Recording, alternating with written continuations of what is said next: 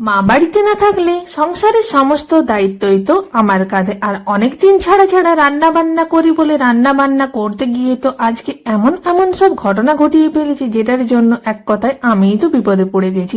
প্রথমেই তো আমি এখানে ভাতটাকে চাপিয়ে দিলাম, সাথে এখানে ডালটাকে একটু ভাজা করে নিচ্ছি। এটা মুগ ডাল রয়েছে, আর সেটাকেও ভাজতে গিয়ে হালকা একটু ব্রাউন কালার কিন্তু চলে এসছে। আজকে আমি নিরামিষ রান্না করছি, সেই জন্যই সমস্ত সবজিগুলোকে ফ্রিজ থেকে তো বের করে নিলাম। এরপর এখানে বেগুনটাও কিন্তু ভাজার জন্য কেটে নিয়েছি। এরপর ঝিঙে আলুর পোস্ত করবো, সেগুলোও কিন্তু কেটে নিয়েছি। আর একই হাতে আমি সমস্ত ঘরটাও কিন্তু ক্লিন করে নিচ্ছি, না হলে পরে করতে তো অনেক বেশি কষ্ট হবে। এরপর তো বেগুনটাকে ভাজা করে নিলাম, সেই তেলের মধ্যেই কিন্তু ফোড়ন দিয়ে এখানে আলুটাকে ঝিঙে আলুটাকে ভাজা করে পোস্তর জন্য তো সেদ্ধ করতে বসিয়ে দিলাম। এদিকে তো আমি সমস্ত বাসনপত্রগুলোও কিন্তু হাতে হাতে ধুয়ে নিচ্ছি, তার সাথে এখানে পোস্তটাও কিন্তু শিলনোড়াতে বেটে নিলাম।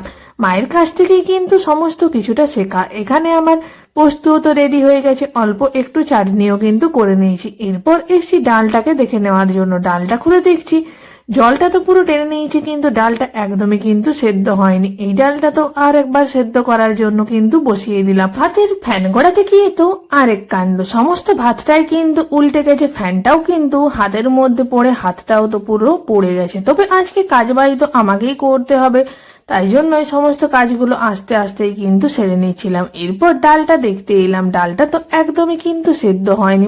আর এটা কিন্তু সেদ্ধ হবে না, এটাকে তো ফেলে দিয়ে নতুন করে আবার কিছুটা ডাল সেদ্ধ করতে বসিয়ে দিলাম। ডালটা করা হয়ে গেলে আমার সমস্ত রান্না তো কমপ্লিট। এছাড়াও তো রান্না বান্না ছাড়াও তো বাড়ির অনেক কিন্তু কাজ রয়েছে, সারাদিন তো কাজের একদমই কিন্তু শেষ নেই।